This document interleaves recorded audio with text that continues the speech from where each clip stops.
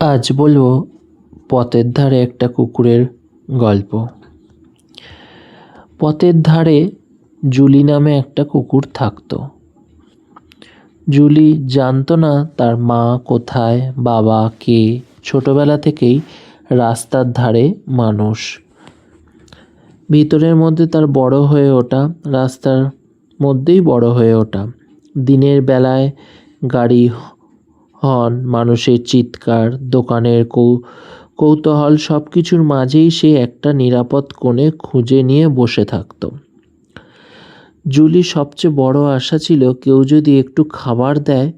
কখনো কোনো দোকানের সামনে দাঁড়িয়ে লেজ নাড়ত, কেউ হয়তো বিস্কুটের এক টুকরো ছুঁড়ে দিত। জুলি তখন আনন্দে সেই মুখে তুলে একটু দূরে গিয়ে বসত। আবার এমনও দিন আসতো যখন সারাদিন তার পেটে কিছু পড়তো না। কেউ তাকে দেখে বলতো, যা যা, এখানে বসে আছিস কেন? কেউ তাড়িয়ে দিত, কেউ লাথি মেরে তাড়িয়ে দিত, কেউ বা গায়ে গরম জল ছুঁড়ে মারত, কেউ রাগ করে লাথি মেরে সরিয়ে দিত। জুলি ভয়ে কয়েক পা দূরে সরে যেত, তারপর মাথা নিচু করে আবার দাঁড়িয়ে থাকতো। সে তো কারোর ক্ষতি করতে চাইতো না, সে শুধু একটু খাবার চাইতো, একটু আশ্রয় চাইতো, আর হয়তো মানুষের কাছ থেকে একটু ভালোবাসা চাইতো। একদিন দুপুরে প্রচণ্ড গরম পড়েছিল। রাস্তার পিচ যেন আগুনের মতন গরম হয়ে গেছে। জুলি একটা পুরনো চায়ের দোকানের পাশে ছায়া জায়গায় শুয়েছিল। দোকানের মালিক তাকে দেখে বলল, আবার এসেছিস, যা এখান থেকে। জুলি ধীরে ধীরে উঠে দাঁড়ালো।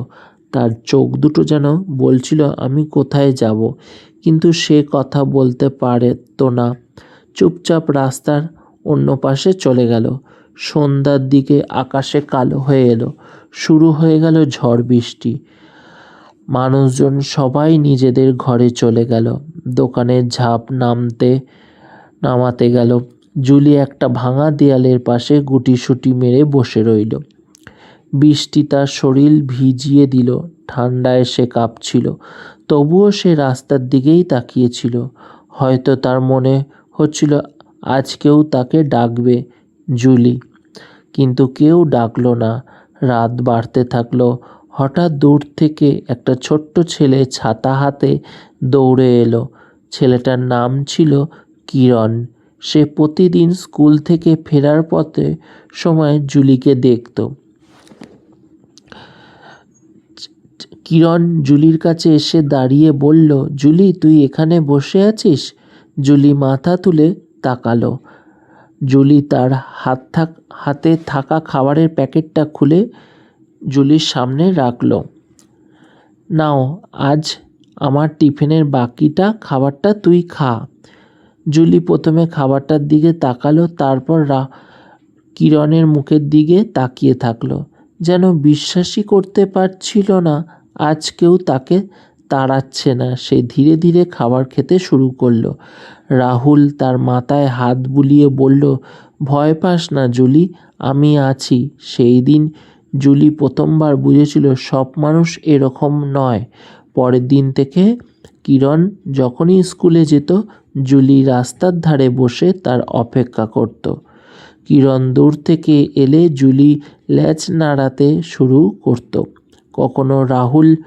কখনো কিরণ বিস্কুট আনতো, কখনো একটু ভাত। খাবার না থাকলে শুধু মাথায় হাত বুলিয়ে বলতো, আজ খাবার আনতে পারিনি রে, কাল নিয়ে আসবো। জুলি যেন সেই কথাটাও বুঝতে পারত। দিন যেতে লাগলো। একদিন রাহুল স্কুল থেকে ফেরার সময় দেখলো জুলির রাস্তার পাশে আছে। সে দৌড়ে জুলির কাছে গেল। জুলি, কি হয়েছে? জুলি চোখ মেলে কিরণের দিকে তাকালো, তারপর খুব ধীরে ল্যাজটা একেবারে নাড়ল। কিরণের চোখে জল চলে এলো। সে জুলিকে একা রেখে গেল না। আশেপাশে কয়েকজন বড় মানুষকে ডেকে সাহায্য করার জন্য বলল, সবাই মিলে জুলির জন্য খাবার, নিরাপদ জায়গা ব্যবস্থা করো। সেই দিন থেকে জুলির জীবনটা একটু একটু করে বদলাতে শুরু করলো। যে কয়েকটা একদিন সবাই রাস্তা থেকে তাড়িয়ে দিত, সেই জুলিকে এখন পাড়ার কয়েকজন মানুষ খাবার দিত। কেউ বলতো জুলির জন্য একটু ভাত রেখে দিও, কেউ বলতো ওর জন্য জলটা বাইরে রেখে দাও। আর জুলি সেই প্রতিদিন সন্ধ্যায় রাস্তার ধারে বসে রাহুল কিরণের অপেক্ষায় করত। কিরণ এলেই জুলি লেজ নেড়ে তার পাশে হাঁটত।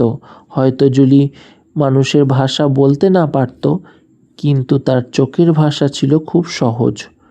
যেমন মানুষটা আমাকে তাড়ায়নি, তাকে আমি কোনোদিন ভুলব না। জুলি আমাদের একটা কথাই যেন শিখিয়ে দিয়েছিল। তাই রাস্তার ধারে কোনো জুলিকে দেখতে লাথি মেরে নয়, একটু মায়া দিয়ে পাশে দাঁড়ান। হরে কৃষ্ণ বন্ধুরা, রাধে রাধে। যদি জুলি আর কিরণের গল্পটা ভালো লেগে থাকে তাহলে লাইক, শেয়ার, কমেন্ট করবেন।